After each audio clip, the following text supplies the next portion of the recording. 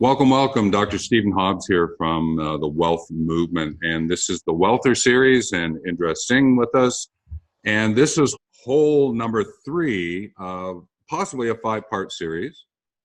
And Indra and I were having a quick chat after the last video. And we said, I think there's an important element of this whole story that she's sharing that we need to explore. And I'm going to link it to a tree. A tree in its presence also can cast a shadow. And there's an element of shadow that I think we need to explore here. And there's some words that we're going to play with. I'm not quite sure which order they'll come out in, but there's words like unworthy and anger and jealousy. Words like this that Indra was saying, no, there's an element of this that we do need to share. And I said, okay. And this is just going to be a free flow. I'm not quite sure where this is going to end up. But I think there's something here that's important. So why did you want to talk about shadow, Indra? Why is it important for you? To me, it's part of life, and it's part of what I see in myself, and I see in the people that I work with, that these things come up and they need acknowledging. And to be your whole, and in your wholeness, you need to acknowledge these parts of you and not feel that you need to push them away. But it's almost like accepting those bits of you, almost as like really a bit like treasure, because anything can be turned around, you know. And finding that, because they teach us, you know, when we find these pieces of treasure like stupidity, or a horrible word, or jealousy, a horrible emotion, we can turn it around. And it's just about seeing them quicker. And when we see them in ourselves, it's turning them around quickly.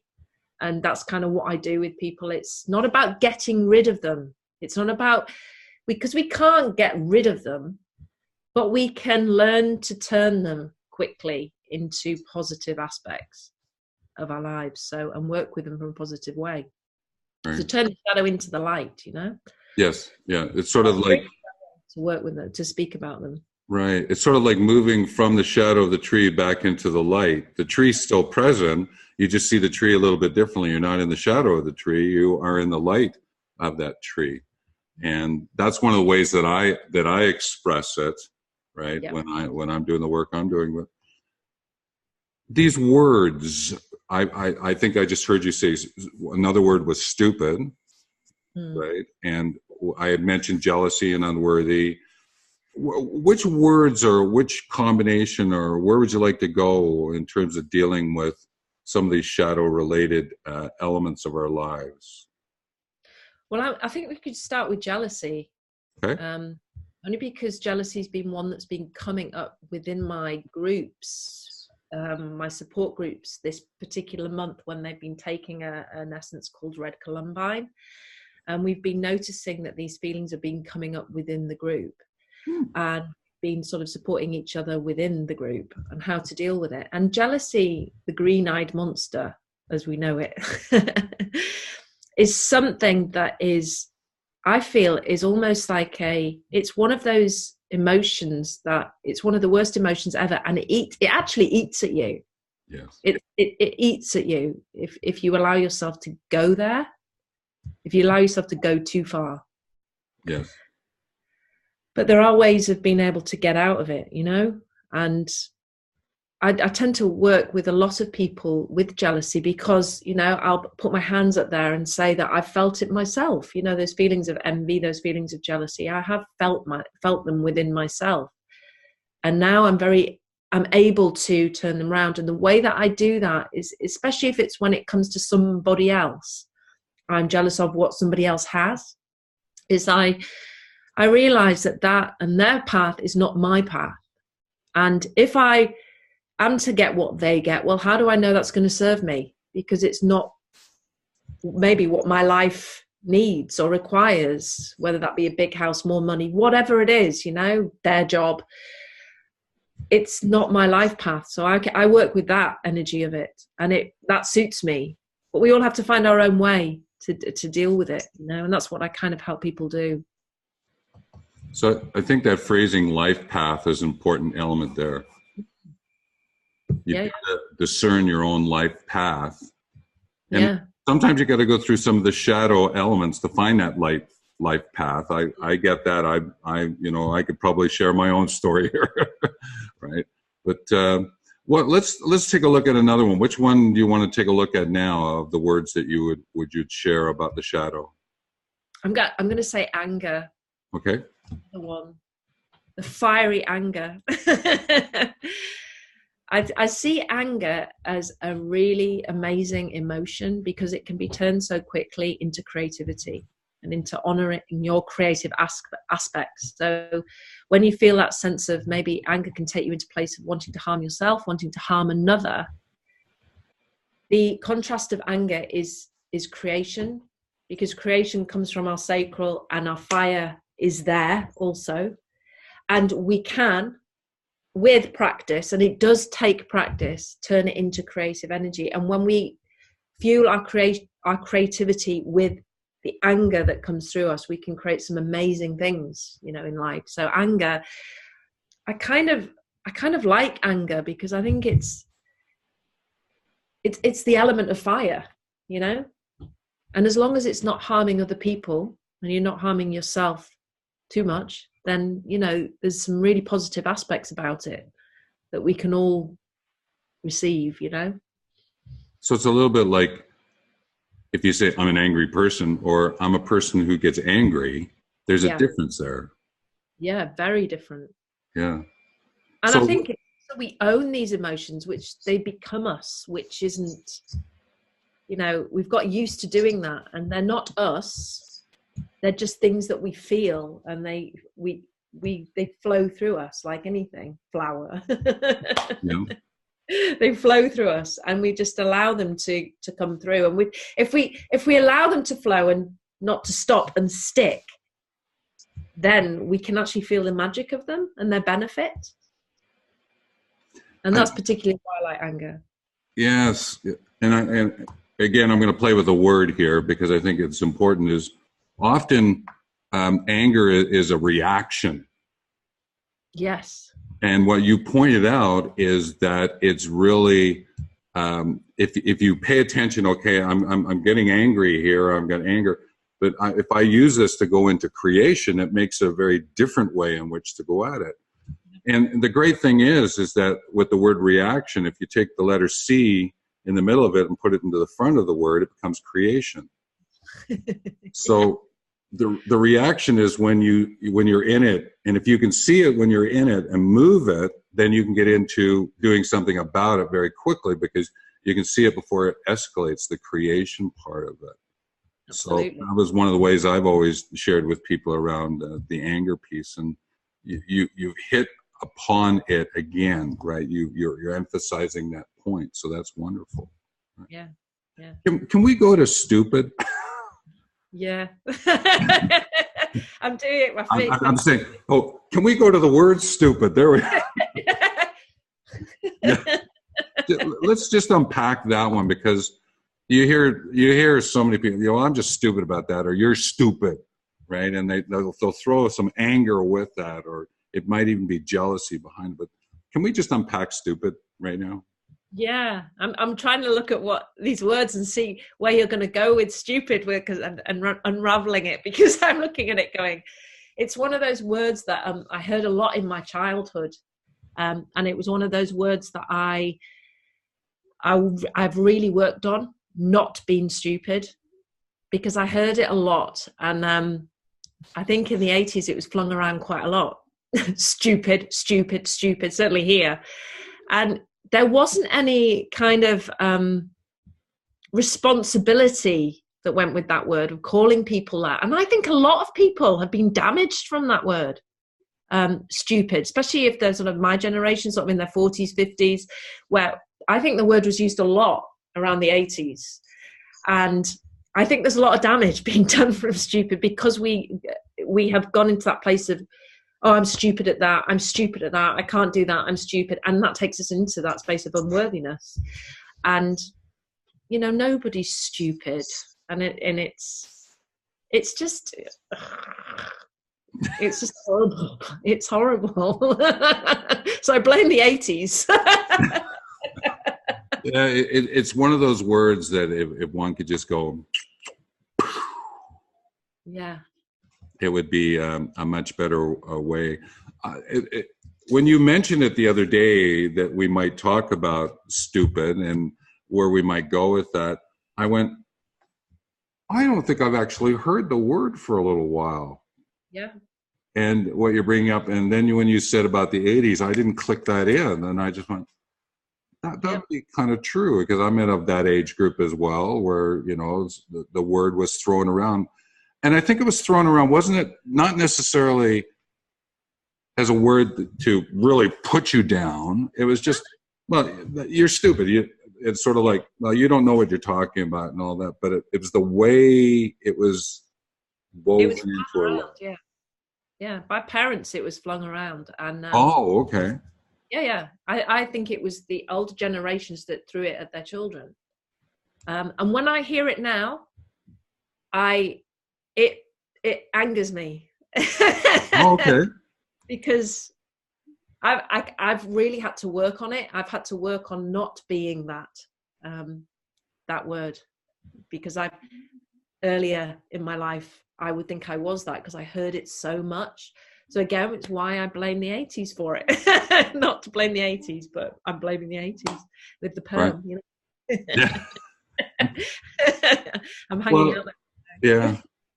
So one of the things that I guess we would encourage as you're listening to this one is, let's not use the word stupid. No, it's not going to serve in any way. Whereas something like you mentioned, anger can get you to be creative. Yes. I think you talked a little bit about jealousy can get you onto your life path once you get out of your own way. So yes. There's some connections there. But there was one of the words that I would like to explore with you is unworthy. Yeah. Yeah. Worthy, unworthy. There's, and I think that it's not so much that someone says, you're unworthy, you're worthy. Yeah. I think it's a word we use inside our own self, isn't it? Yep. It's very much an internal word. Yes, I agree. And yeah. It goes back to that sense of, it's one of those words again that comes from, I'm closing my eyes because I'm feeling it, because it's a very feeling word, and it is internal, and it takes me to the space of raw again, of peeling away the onion layers, and just that it's one of those feelings or emotions, because there's a deep emotion that comes with unworthiness, and there's almost, and I can almost see the physical, I'm wanting to just breathe in and just expand and open, because it's a word of just, it goes with failure, it goes with, I can't be this, I can't do this because, and I'm just not good enough. And it's horrid. It's just like, again, it's something that needs to be taken and looked at individually and go, why are you not that? You know what? And I often get people to feel what that feels like within them, because everybody will feel unworthiness in a different way and in a different place in their body.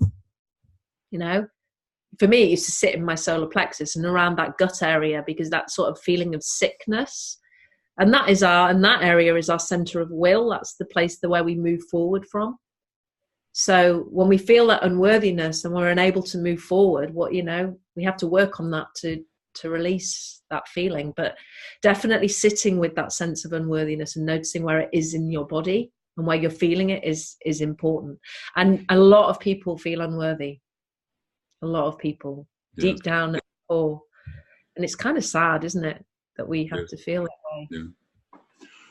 Well, I've woven 3 words that are very important to me, which is truth, worth, and utility.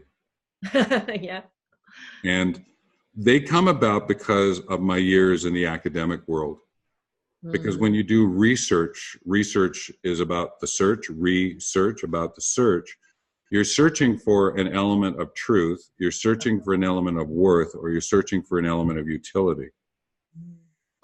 And so worth always struck me as one of these ones where worth, worthy, unworthy was a sort of a language that was in my life, right? And mine came about because I'm 6'7", okay? Wow. And I had trouble when I was younger because I had, very bad acne. So I didn't see myself as being worthy in the social circle. So I never went out into social circles. I sort of hid myself away. And I'm not worthy to be out in the social. And it took me a long time to get through that storyline, right? That arc to get to the other side. So when I heard you speak about it and your solar plexus and the will, and I'm just going, actually, I think you just described a little bit about what happened in my life path just then. So, and I'm hoping that others, by listening to what we're sharing and how we're sharing it here, is just paying attention to your point. Where is it in your body that you're feeling this unworthiness? Mm. Do you want to add to that in any way? Well, yeah, because that comes with meditation. That's another one that, allowing yourself to feel comes with allowing yourself to giving yourself permission to actually be still and honor that sense within you of where these emotions sit. Because I don't believe unless we just allow ourselves to have that time of stillness and quiet, whether that be stillness as in we're walking in quiet or we're sitting still, just to have that feeling of where these emotions sit within us. And when we acknowledge them, then we're able to work with them. But it's very easy to just go, oh yeah, I feel this today and I'm going to push it away and I'm not going to look at it. I mean, to me, they need to come to the surface to be looked at, to be worked with, and to then find the contrast to how they can be moved on. Well, you bring up a really interesting point because I hadn't realized this before. So thank you for this. Is that when I was feeling that would be when I'm in that 13 to 16, 17 bracket, right, of being a young man. Yeah. The way that I dealt with it, I went and did my own form of meditation, which was to sit by the river and write poetry. Yes. I hadn't thought of it that way before. So thank you for that. So some of my earliest poems were my meditation, right? And I'm stroking my beard going, I think I'm going to have to go back and take a look at some of that poetry of years and years and years ago and see what it's going to share with me. So thank you for unlocking that little element of me. So appreciate that. Great. Yeah. So we're heading into the close of this whole 3 of, I think it's going to be a 5-part series. And I'm just curious, what would you like to share? You got a couple of minutes here. You'd like to share to take us out that might wrap up the story of shadow in what it is that you do, in the flower essences. What would you share with us?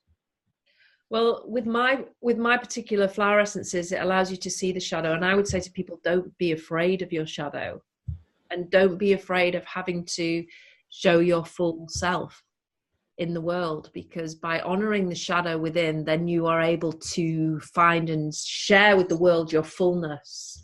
Without seeing that shadow, how can you be in your fullness? Because we're all, we're all half light, we're all half shadow, guru from darkness to light, that's what it means. So working with me, that's what I do. I give people permission in a way, because we do need permission at times to be able to show our fullness, and that it's okay to be who you are and to share that with the world and get through the shadow quicker with Silent Moon. It's great. No, that's fine. It's sort of like many people get in their way, and you're suggesting get on your way. Get out your way. Get out of your own way. Get out of your own way. Yeah, get out of your own way, really. Because I would really see, it's okay to be this way. So don't be so heady about it, I think a lot of the time we're too much in here, and we need to start to feel. So with that, thank you. you're welcome. Thank you.